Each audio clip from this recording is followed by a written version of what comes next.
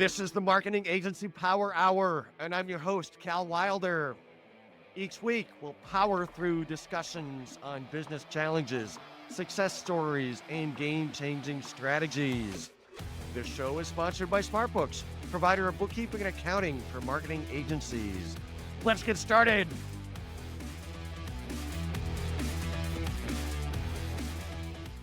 Really excited to be speaking to today's guest. We have not had somebody from this particular niche on the show yet, so this is exciting. Today's guest is a healthcare marketing visionary, an award-winning campaign strategist, and a creative communicator. She's an 8-year veteran entrepreneur in the pharmaceutical and biotech agency space. She's a PM 360 Elite Award winner, a Woman of Distinction honoree, and her agency was recognized as one of the Boston Business Journal's best places to work. She's the founder and CEO of VUE Health. Kathryn Wilson, welcome to the show. Hi, it's great to see you. So let's dive right in, like we like to do here. What is the single most powerful strategy for success in your agency now? The single most powerful strategy is nothing more than passion. It is a really complex and difficult industry. It has a ton of regulation. It has a ton of um, things that you have to contend with that you don't have to in other industries. And the thing that makes it so special is that when we do our job and we do it really well, people live longer, people have better lives, people are able to manage and deal with the afflictions that come into their lives in a space when, they're hoping for a great outcome.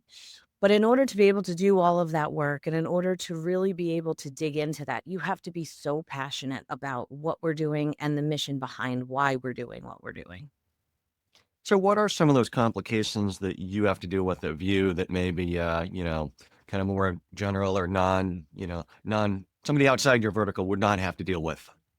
So, it's not completely different from maybe the financial space, but there's a lot of regulation, a lot of compliance, a lot of fear, I think, in just clear communication. One of the analogies I was using earlier today was, it's one thing to say the car is red. That's how you or I might communicate something to someone. But in these areas, a lot of times it's like, well, the car is red, but only if you see color properly. And maybe if you're colorblind or you have other afflictions, or if you're blind, you might not see the car being red. And so to you, the car may not be red. That becomes a very convoluted and complicated statement to just simply state a fact. And that's a lot of what we deal with. How to not make the complicated even more complicated with a lot of qualifiers. Right. So you having to run a lot of things by attorneys and compliance managers and things like that? Yeah, we spend a lot of time with the legal team, with the regulatory team, with the compliance team.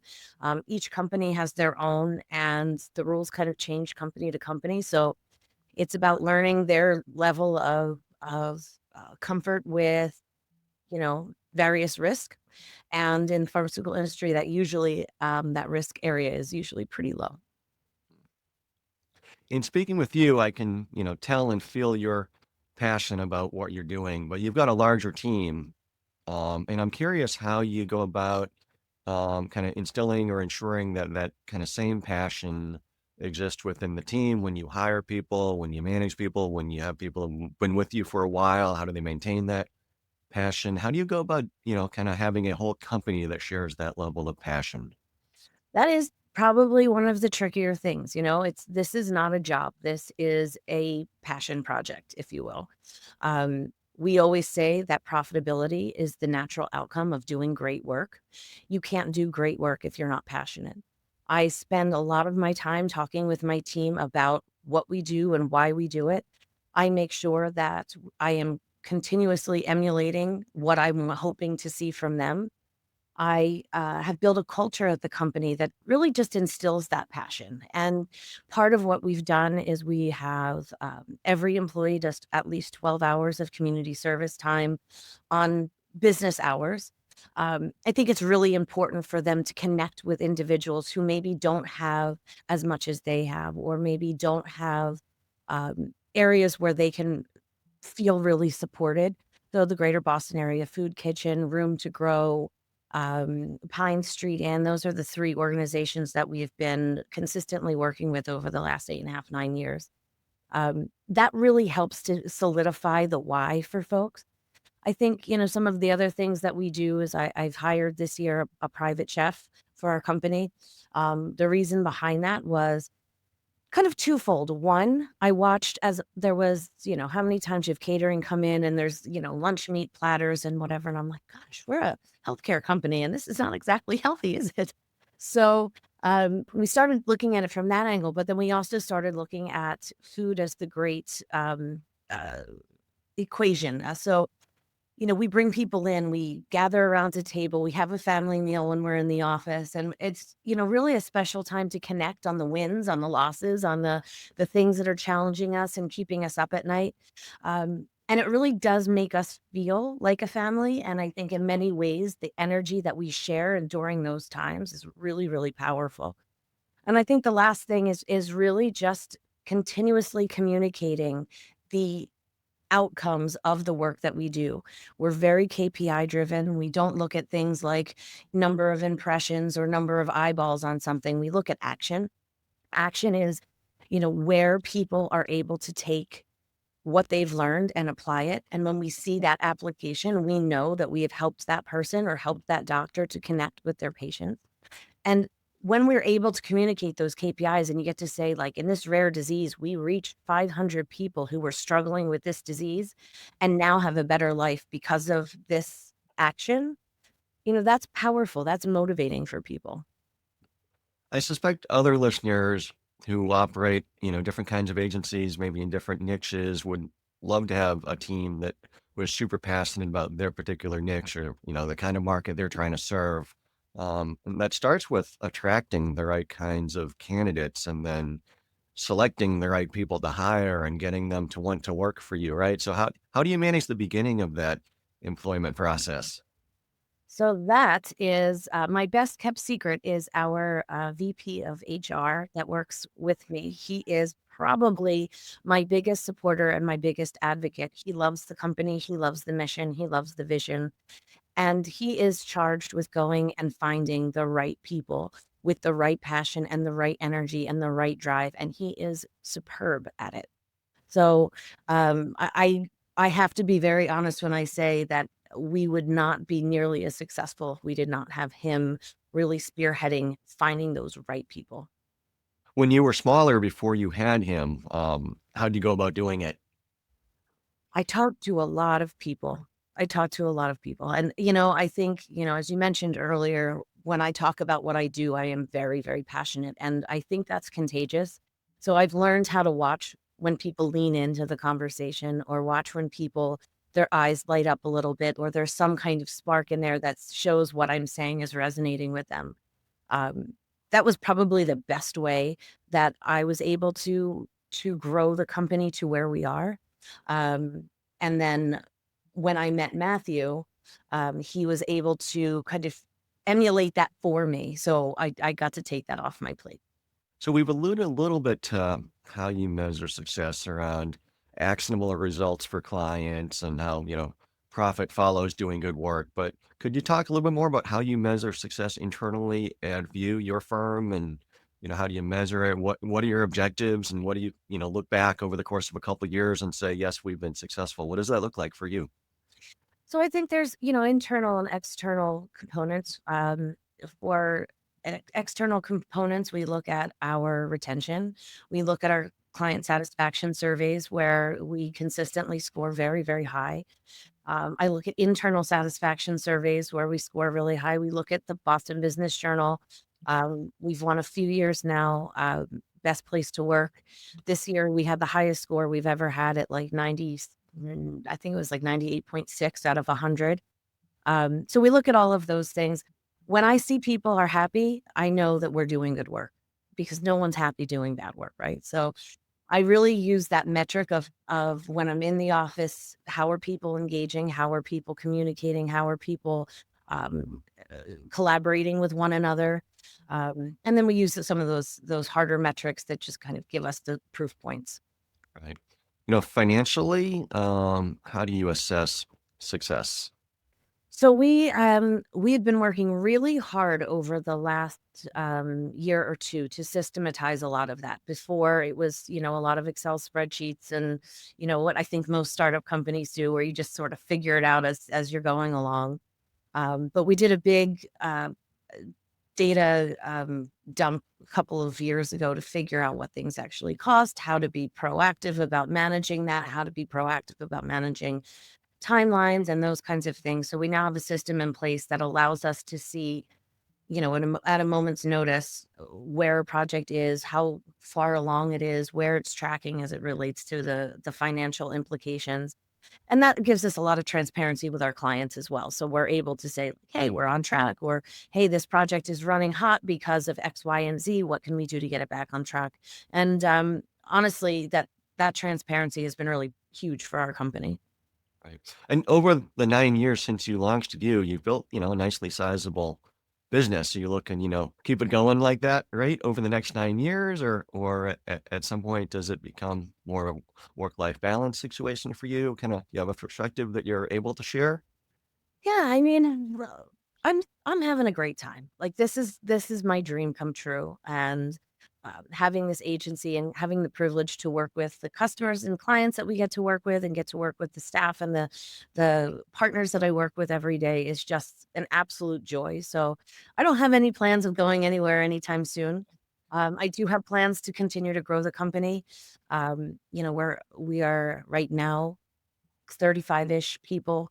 In the next couple of years, we're hoping to get closer to 100, so that we can do more and serve more. I don't want to ever be limited by the number of hours in a day. So always looking for how we go on and expand and grow. I like to collect great people wherever I go. So when I find someone, I tuck them in the back of my head and have them on speed dial for when the right opportunity comes along. And, um, I just, I can't, we are an independent agency, and I don't really want to go and be part of a big 100,000 person, 10,000 person, even 1,000 person company, because then the work gets diluted and the passion gets diluted. And I've worked in other agencies. The more successful I got, the less time I spent with clients, the more time I spent looking at spreadsheets of billable hours, and that's not what I got in this business for. I got in this business to really roll up my sleeves and work with clients and make sure that they're supported and they have what they need. So, we're gonna keep it going as long as we can. So you've been doing great things for clients, and you've had a lot of success growing your own firm. But curious, what kind of challenges you may be facing, or recently faced that you've had to overcome? So I think there's always, with growth comes change, and that change doesn't always take everybody along with it, right? Uh, I think it's a book, so that's like what got you here won't get you there, and a lot of times we struggle with that. There's people that have been with us for a long time that the agency has outgrown or they've outgrown. That's always hard because we are such a close knit group, and we genuinely respect and care for one another.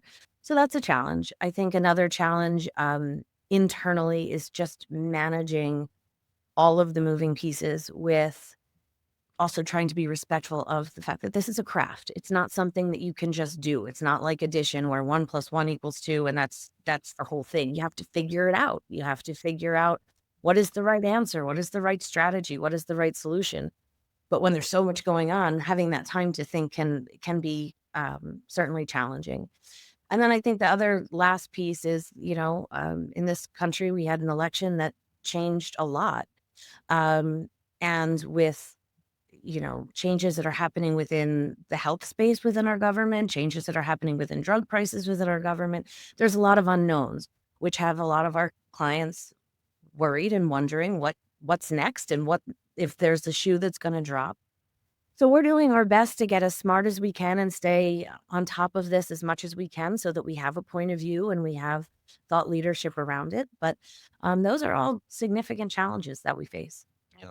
And your primary clients are early stage pharmaceutical companies, right? Bringing their first products to market. Yes, Okay. that's really where we focus. And it's really powerful because a lot of them are in rare diseases or really underserved populations that A lot of times the CEO is the scientist that developed or discovered the molecule, and he or she doesn't know really the commercialization process, but they all have amazing backstories and histories that go with why they did what they did, and that's another way that we are able to stay really motivated because these stories are just so inspiring. And even outside of the recent change in federal administration, there's kind of been a just general public backlash against pharmaceutical companies recently. And I'm curious to what extent that has impacted the work you do for your clients. So, I will say that it doesn't really impact us very much because of the clients that we like to work with and that we choose to work with. A lot of these companies are really focused in underserved populations. We have a lot of synergies between insurance companies covering the drugs that we're bringing to market because they are underserved or they are life altering or life changing or, able to be restorative to a person's health and well being. We don't work in a lot of the spaces where they call the Me Too drugs, which is like the 19th hypertension product to come to market or the, 20th cholesterol product that has just some little incremental change. We don't work with a lot of those folks. So we haven't really experienced it, but earlier in my career when I did work with larger companies that, have next generations of XYZ, it was certainly there. But I think, with everyone that I've met in this industry, these folks are altruistic and they're genuinely passionate about what they do. Um, I'm not privy to the boardrooms or what they say there, but if there's anything that kind of happens or goes sideways, maybe it's happening there, but the folks that we work with are truly amazing. That's great. It sounds like you picked a really good niche based on your fashion and somewhat insulated, though I'm sure not fully insulated. Never fully, but for the most. So I'm in the accounting and finance space, so I've got to ask you at least one or two questions about that. But how do you go about managing finances in your agency? So, a lot of what I have done is take myself out of the agency management role and put myself in the working with clients role. So what that in order to do that, I hired a CFO and I hired a controller and I hired several administrative um folks that help really do that. My CFO watches our finances like a hawk.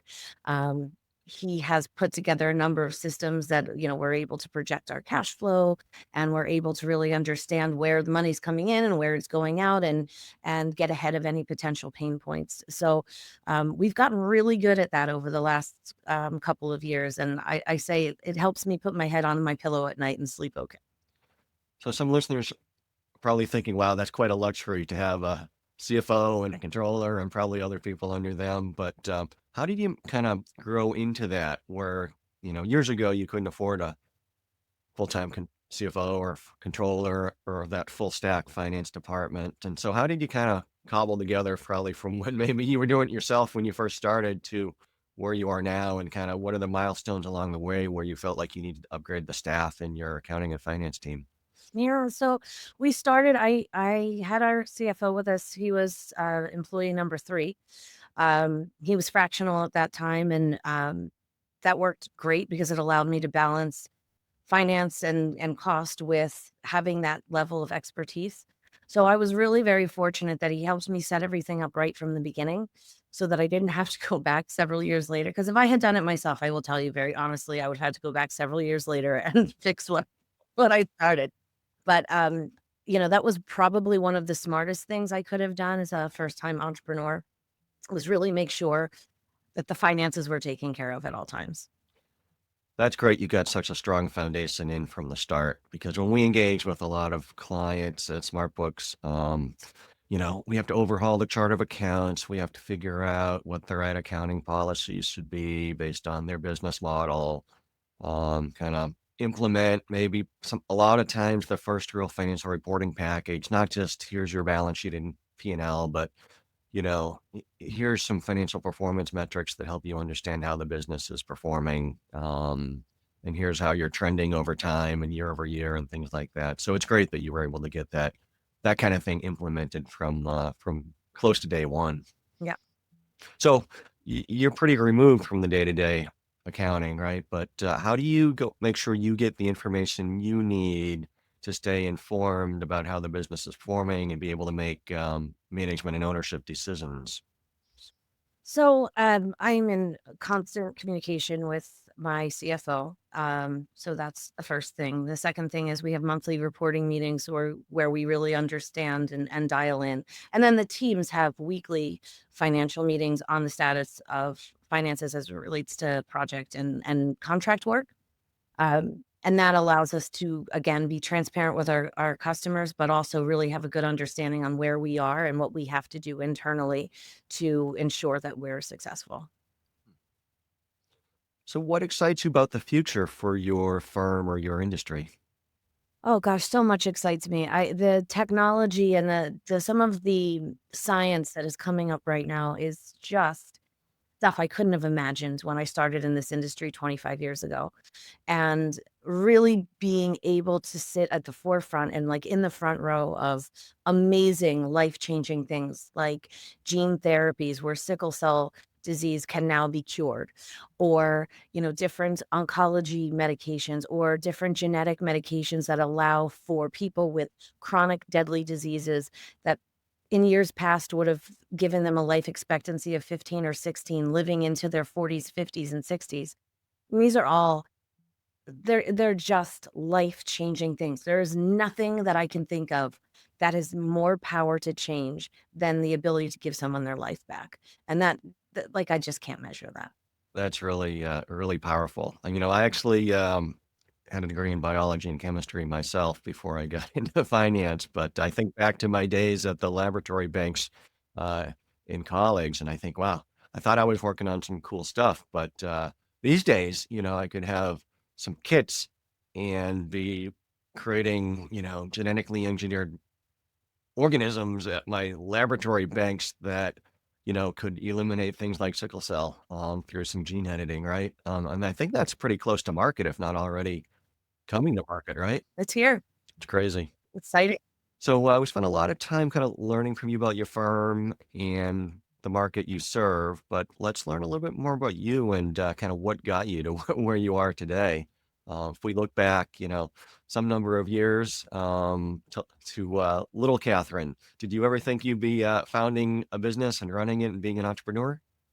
Well, yes, when I was, like, 6 or 7 years old, Who's the Boss was on television, and Angela was an advertising CEO and head of her advertising firm, and I remember watching her going off to her award shows in the show and thinking, "I wanna do that. I wanna play that role." And I loved it because she was a woman doing it, especially at that time, right?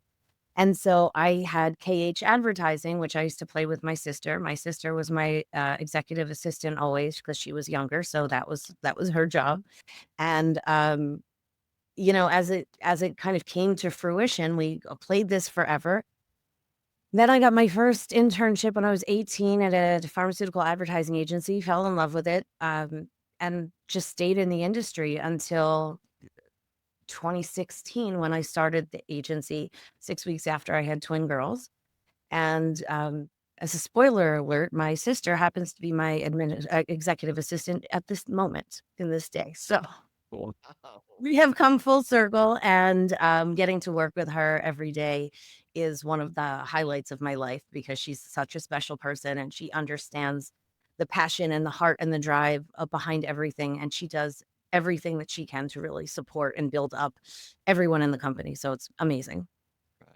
So I've got twins as well, but I, I, it, I'm very curious how you managed to pull off, as the mother having the twins and then starting this, you know, very important business just weeks later, and how you managed to pull that off.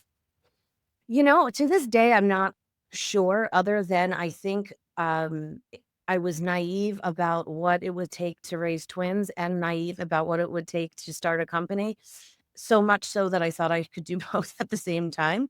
And then I just don't have that thing in me where failure is an option. So then once we were in it and away we went. The kids spent a lot of time at the office with me. I had really great support systems and my husband and our childcare was we had a nanny who is still part of our family to this day. And I think if I had known, looking back, if I had known what it was gonna take, I never would have done it, so I'm glad that I didn't know. Yeah, it's interesting looking back at, I'm sure you've got other points in your career as well, where in hindsight, what we did, very risky, maybe ill-advised, but at the time, it just seemed like a good idea, right? It seemed like a good idea at the time and you did it and it worked out okay. But maybe if your kids were going to do the same thing, you might say, "Yeah, you sure you really want to do that?" 100%, 100%, and, that's a good insight because I'm going to try very hard as the 3 of them get older to not self-edit them as much as possible because, I'm fortunate to have parents that just were like, "Okay, go with God, whatever you say."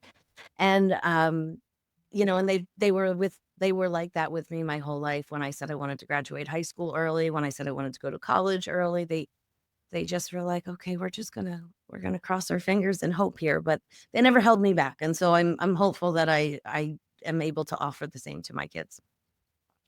How did you make the transition from, full-time W-2 employment somewhere to launching the business? And do you have any initial client, or was it kind of starting from scratch? Or what did that initial transition and ramp-up period look like? Yeah, so I wrote the business plan while I was in labor, so that was fun. Um, the idea was to do things differently and, really change the model where there's senior people doing the work and not running the company, but actually doing the work and being able to support our customers and our clients. We're fast and we're nimble, and we have a lot of really positive things that we can offer companies that these big omnicoms can't offer. So in the time between coming home from the hospital and starting the company, I just started reaching out to contacts and saying, "Hey, this is what I'm doing. Will you give me a shot?" And we had a couple of people early on that raised their hand and said, "Yeah, let's do it." So that was we had our first 3 accounts on day one. And it was myself and Vikram Kanda, who's a PhD and a scientist and brilliant. And he was employee number one, is now my partner. Um, and it was like him and I and then one medical writer and a creative director, and we just ran at it. And it was all hands on deck all the time. I don't know if I've ever had more fun in my life than when we were trying to figure that out, but it was truly an inspiring time. And then very quickly we became 5 people, then 8 people, then 10 people, then now we're 35 people, and with a stable of over 300 and some people that we can call on at any time that are contracted with us and have a number of different skills and various skill sets. So it's been a ride.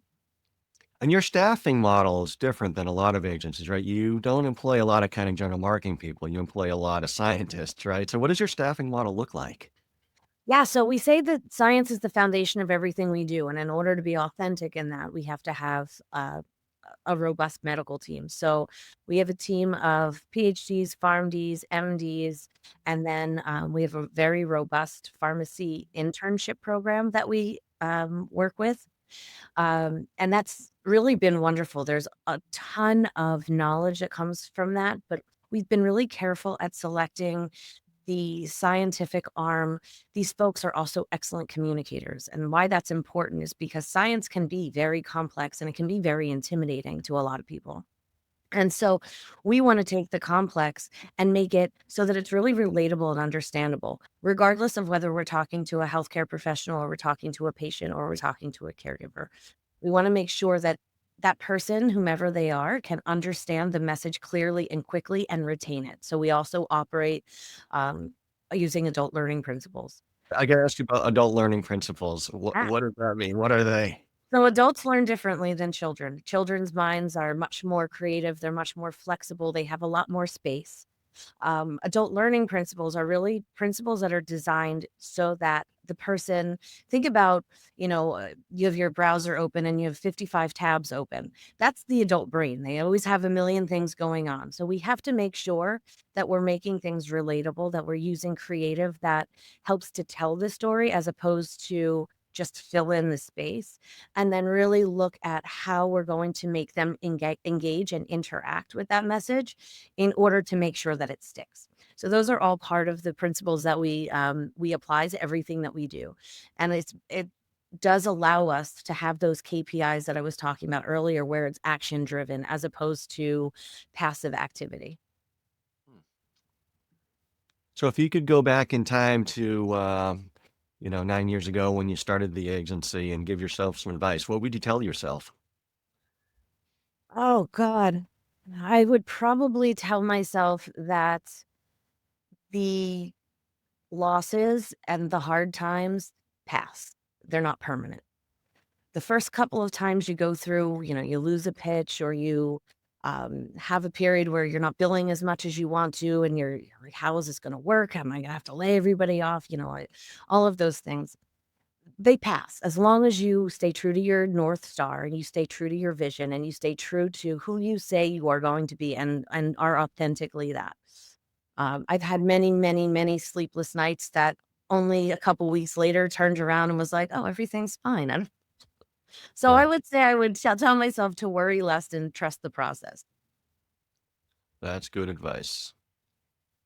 When we were speaking earlier, you mentioned, how strongly you believe in the importance of being an independent agency. Mm. And I know in the advertising space, there's been a lot of merger and acquisition activity. And in my space, in the accounting space, there's not a lot of, small to mid-sized local accounting firms around that are still independently owned. There's been so many mergers and acquisitions in my space too. But why is it so important for you that your business remains independent?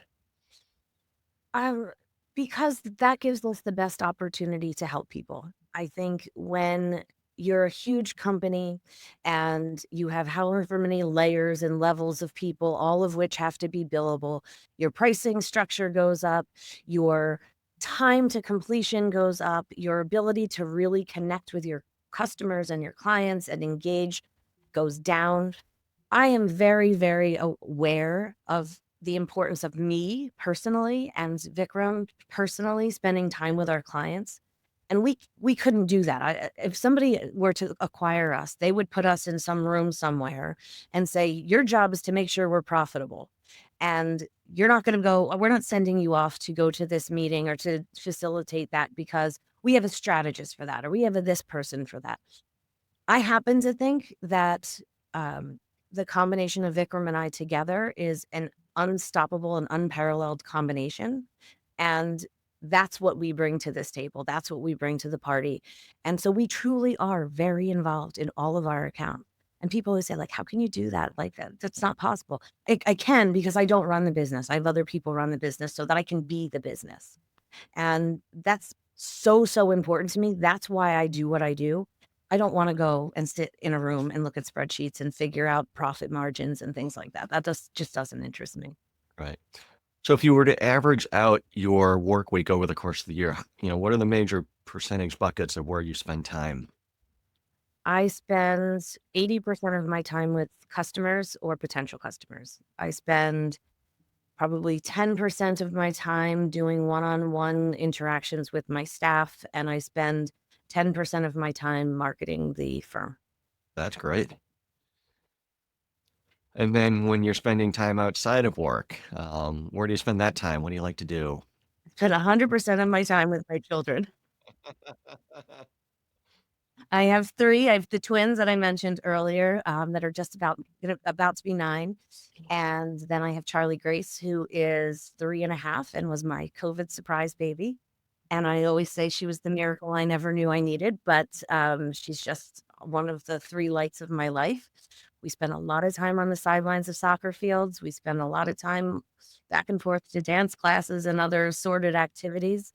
All of the kids have their own interests and their own, passions, and, we try to spend as much time as we can supporting those. So thank you so much for sharing all this great information. If folks in the audience want to connect with you, what's the best way for them to reach you? So I can always be reached, via email, which is Kathryn.Wilson@VUEHealth.com. I'm also on LinkedIn, of course, as everyone is. But I often say I am the most accessible person on the planet. So if you go on LinkedIn, my cell phone's there. I answer to smoke signals. I answer to, text messages. I just like to make friends everywhere. So I'm happy to talk to anybody. If they have a question, they have a problem, they have something they want to just bounce off me, I'm also happy to do that. Thank you for, sharing everything you've shared today about your business, about kind of the evolution, about how you got where you are today, about how your passions drive the work and how that's such a guiding principle for your firm. So thank you so much for your time and sharing with the audience. Thank you so much. This is great. So for those listening, if you learned something today, tell somebody else about this podcast. Let's get this information out there into other people's hands and share the information with, your peers, other agency owners. Thanks again, Kathryn. Thank you so much. Take care. This has been another exciting episode of the Marketing Agency Power Hour. We'll see you all next time. Another episode in the books. Thank you so much for tuning in. For show notes and more, please visit marketingagencypowerhour.com.